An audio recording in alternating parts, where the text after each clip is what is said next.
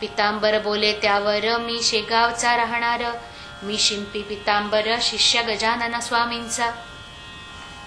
त्यांची आज्ञा मज लागून करण्या झाली पर्यटन, म्हणून येथे येऊन वृक्षापासी बैसलो. तो आंब्याच्या मुळाशी मुंगळे होते बहुवसी, म्हणून बैसलो फांदीसी वृक्षावरी जाऊन. ऐसे ऐकता तद्भाषण लोक कोपले दारुण, अरे मोठ्याचे नाव सांगून चेष्टा ऐशा करू नको. काय म्हणे मी राजाची, राणी आवडती आहे साची, खळगी भरण्या पोटाची आले मजुरी करावया.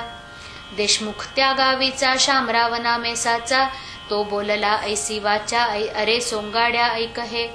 स्वामी समर्थ गजानन प्रत्यक्ष आहेत भगवान, त्यांचे नाव सांगून बट्टा त्यांना लावू नको.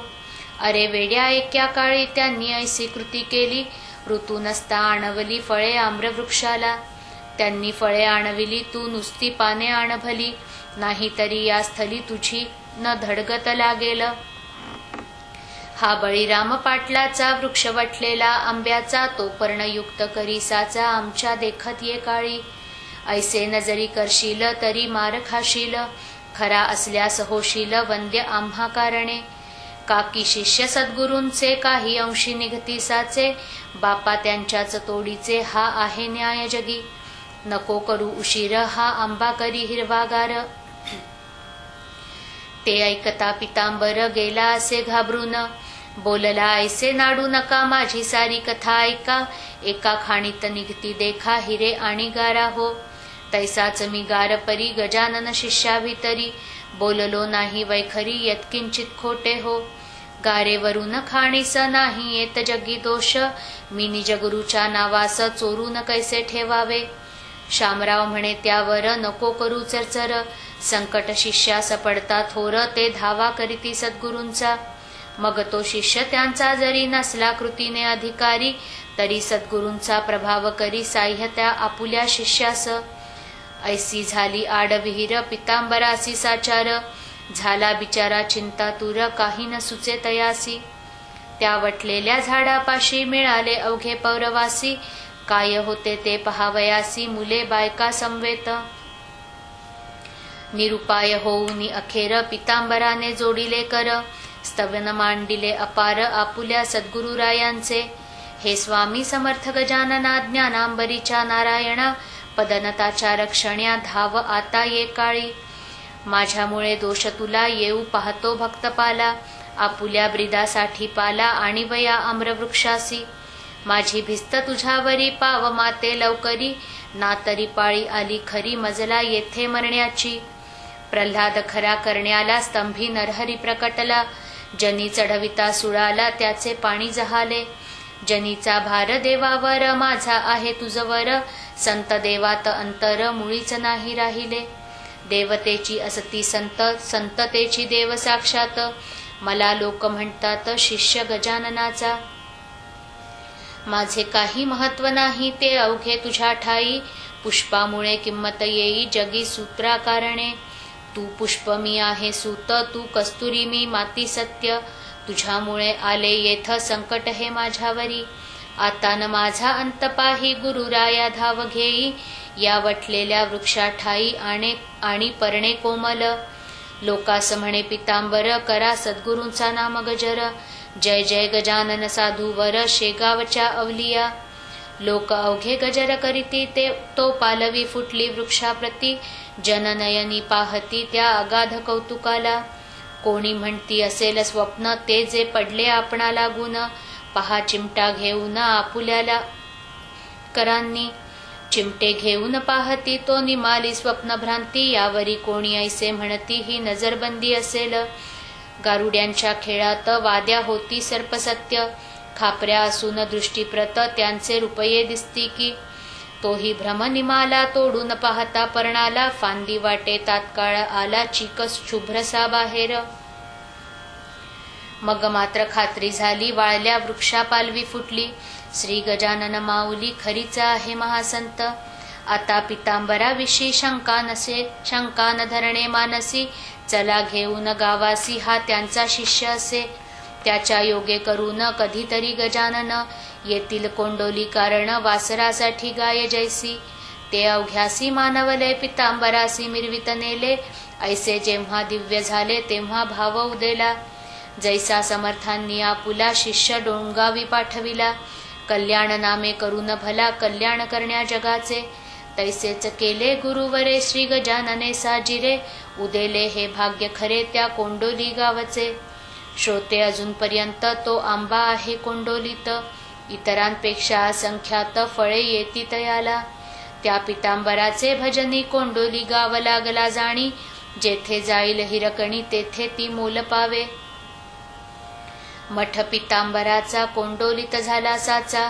आणि अंतही तयाचा ते ठाई झाला हो. आता इकडे शेगावात महाराजा आपुल्या मठात. एके दिवशी उद्विग्न चित्त होऊन या बैसले. शिष्य त्यांचे कारण पुसू लागले कर जोडून. महाराजा आपुले मन का हो अस्थिर जाहले. तै महाराज बदले लोकाला आमचा कृष्णा पाटील गेला. जो चिकण सुपारी आम्हाला रोज आणून देत असे. त्याची झाली आठवण राम त्याचा मुलगा लहान. आता सुपारी चिकण कोण देतो या ठाया. राम थोर झाल्यावरी करील माझी चाकरी. म्हणून मी या मठांतरी आता ना तयार राहावया. ऐसे महाराज बोलता जना लागली चिंता. महाराजांचा विचार आता दिसतो येथून जाण्याचा. म्हणून कसेही करून जाऊन द्यावे तत्कारण. चला आपण धरू चरण महाराजांचे ये वेळा. ऐसा विचार मिळून केला मंडळी आली मठाला. श्रीपतराव बंकटलाला ताराचंद मारुती. मंडळींनी धरिले चरण महाराज आम्हा सोडून. तुम्ही आपुले ठिकाण राहण्याचे अन्य करू नये. तुमची इच्छा असेल जेथ तेथेच राहा शेगावात. परी सोडण्याचे मनात ग्राम हे आणू नका. तै महाराज वाणी निघाली तुमच्या गावात आहे दुफळी. मला कोणाची जागा मुळी नको येथे राहावया. जी कोणाची नसेल ऐसी जागा जरी द्याल तरीच राहणे होईल माझे या शेगावी. ऐसी गोष्ट ऐकली तेव्हा मंडळी चिंतावली. समर्थांनी आज्ञा केली मोठ्या पेचाची आपणा. कोणाच्या जागेत राहण्या तयार नाहीत. सरकार यांच्या प्रित्यर्थ जागा ती देईल कशी. भूषण आपुल्या साधूचे सरकारास नाही साचे. बंकटलाल बोलला वाचे ऐसे संकट घालू नका. सरकार धार्मिक कृत्याला जागा देईल हा न उरला. भरवसा तो आम्हाला हे राज्य परक्याचे. म्हणून आम्हापैकी कोणाची जागा घ्या मागून साची. आहे तयारी आमुची ती तुम्हा द्यावयास. समर्थे केले भाषण काय हे तुमचे अज्ञान. जमिनीची मालकी पूर्ण आहे सच्चिदानंदाची. राजे कित्येक भूमीवरी आजवरी झाले जरी. जागा कशाची सरकारी इचा मालक पांडुरंग. व्यवहार दृष्ट्या मालकपण येते राजा लागून. त्याचे नाही भूषण तुम्ही प्रयत्न करा जा. जागा मिळेल प्रयत्न करिता पुढे नका बोलू आता. हरिपाटलाच्या हाता यश येईल निसंशय. हरिपाटलाकडे आली मंडळी ती अवघी भली. त्याच्या सल्ल्याने मागितली जागा अर्ज करून. बुलढाण्याचा सर्वाधिकारी साहेब होता नामे करी. त्याने 1 एकर जागा दिली अर्जावरून. त्याने 1 एकर जागा खरी अर्जावरून दिली असे. आणि ऐसे म्हणाला तुम्ही 2 एकरास्तव अर्ज केला. परी मी तूर्त तुम्हाला 1 एकर देत असे. तुम्ही 1 वर्षात जागा केल्या व्यवस्थित. तुमचा मी पूर्वी नहे तर जागा आणिक देऊन या. तो ठराव सरकारचा आहे दप्तरी नमूद असाचा. समर्थांच्या वाणीचा प्रभाव खचित लोकोत्तर. मग हरिपाटील बंकटलाला निघते झाले वर्गणीला. द्रव्यनिधी क्षणात जमला आणि काम झाले सुरू. या पुढील अवघे वृत्त येईल पुढल्या अध्यायात. सत्पुरुषाचा पुरविण्या आहेत देवर आहे तत्पर सदा. विठू पाटील डोंगरगावचा. लक्ष्मण पाटील वाडेगावचा. जगुआबा शेगावचा हे पुढारी वर्गणीचे. श्रीदास गणू विरचित हा श्री गजानन विजय नामे ग्रंथ. ऐका श्रोते सावचित्त निज कल्याण भावया. शुभम भवतु श्री हरिहरार्पणमस्तु. इति श्री गजानन विजय ग्रंथस्य 12 अध्यायः समाप्तः.